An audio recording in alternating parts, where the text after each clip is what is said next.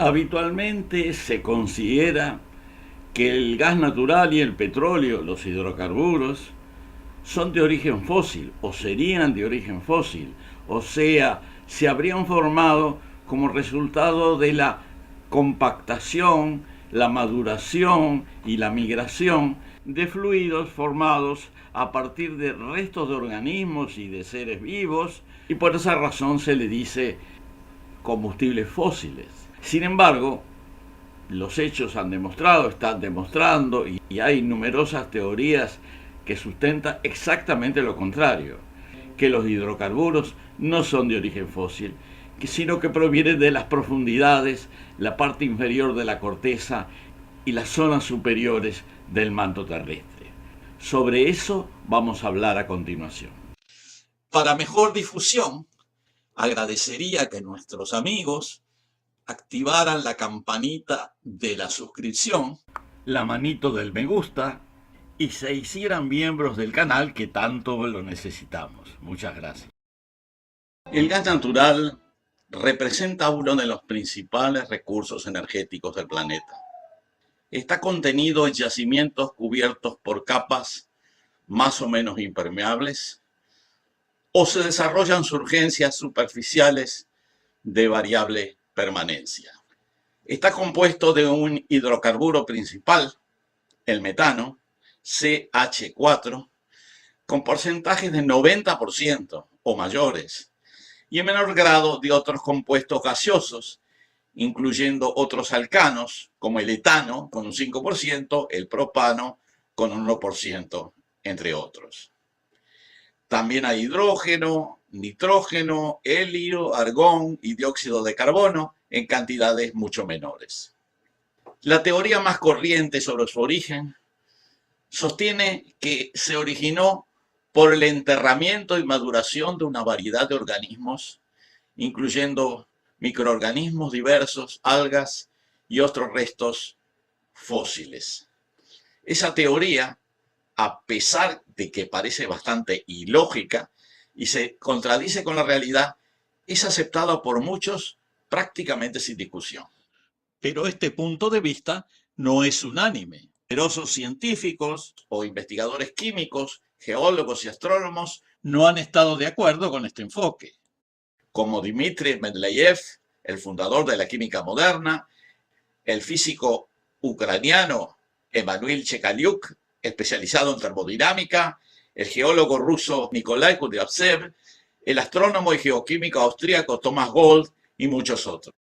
Los científicos que mencionaba forman parte de una corriente teórico-práctica que desarrolló un enfoque alternativo, la teoría de los hidrocarburos abióticos, o sea, de origen mineral. De acuerdo a esta teoría, la Tierra, en su composición inicial, al igual que otros cuerpos planetarios, poseía un contenido importante del orden del 5 o 6% de carbono en su masa inicial. Las condiciones de presión y temperatura en la zona superior del manto terrestre permitieron el desarrollo estable de compuestos hidrocarbonosos, principalmente metano. Estos compuestos son generalmente denominados hidrocarburos, por estar compuestos por carbono e hidrógeno. En esa zona superior del manto, y a profundidades variables entre 100 y 300 kilómetros, estos hidrocarburos se presentan como fluidos livianos que tienden a ascender en la medida que haya fracturas a través de las cuales puedan migrar. En el ascenso pueden sufrir procesos de oxidación a partir de minerales oxigenados, que pierden sus oxígenos y quedan en estado reducido como sulfuros o como óxidos reducidos, que es el caso de la magnetita. El hidrógeno se oxida más rápidamente que el carbono, generándose agua por una parte y compuestos hidrocarbonosos enriquecidos en carbono por otra parte, como etano, propano, butano y otros. Los petróleos son precisamente el resultado de esta diferenciación geoquímica. Cuando estos hidrocarburos en ascenso encuentran capas impermeables que ofician como trampas, se acumulan. Generalmente el gas natural, y en especial el metano, se acumula primero y luego lo hacen los diferentes compuestos con más carbono y más pesados, que tuvieron más tiempo para experimentar la oxidación. Por esa razón, frecuentemente en los yacimientos de hidrocarburos, los petróleos líquidos se encuentran en los niveles superiores y el gas natural ocupa niveles inferiores.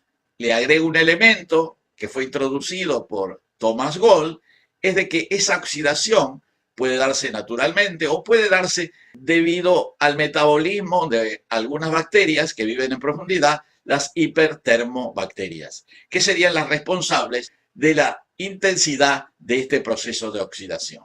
Una conclusión de este enfoque es que el gas natural y otros hidrocarburos, como los petróleos, se encuentran distribuidos en todo el planeta, con enormes volúmenes que permitirían su explotación por muchos siglos, en la medida en que las condiciones tecnológicas, económicas y geopolíticas lo permitan.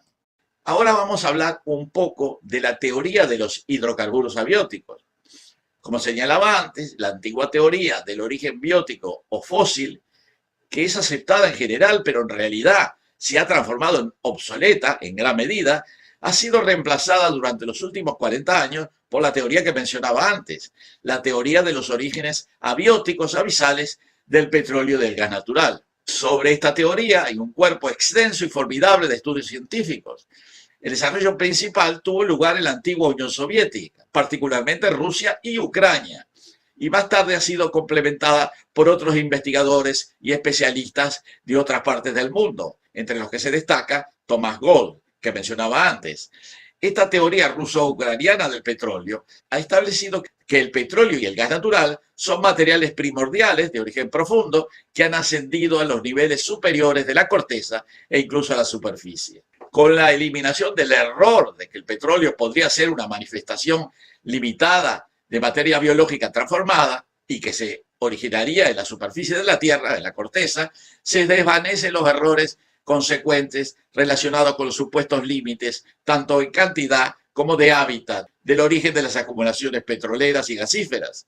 Así se explican las inexactitudes de todas las predicciones del día del juicio final de la escasez de petróleo que nunca se han cumplido ni se cumplirán. Cada vez hay más petróleo. No es que haya más petróleo, solo que se descubren más yacimientos y que la cantidad existente es muy grande y no se prevé en ningún momento que se vaya a agotar en el futuro inmediato. Vuelvo a decir que la moderna teoría de los orígenes abióticos del petróleo no es tan moderna, porque ha sido sostenida desde fines del siglo XIX por importantes investigadores que trataron el tema, como es el caso del fundador de la química moderna, Dmitri Mendeleev.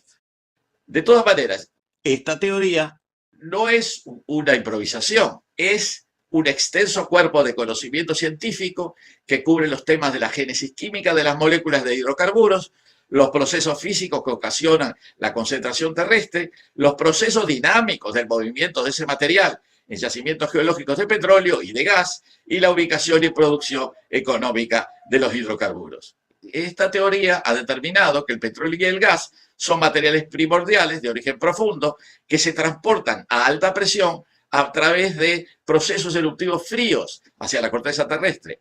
La moderna teoría ruso-ucraniana es casi única entre las que con demasiada frecuencia pasan por teorías en el campo de la geología, especialmente en los Estados Unidos, en el sentido de que se basa no solo en una extensa observación geológica, sino también en un riguroso racionamiento físico-analítico. A continuación, adjunto una bibliografía completa sobre las investigaciones existentes sobre este tema.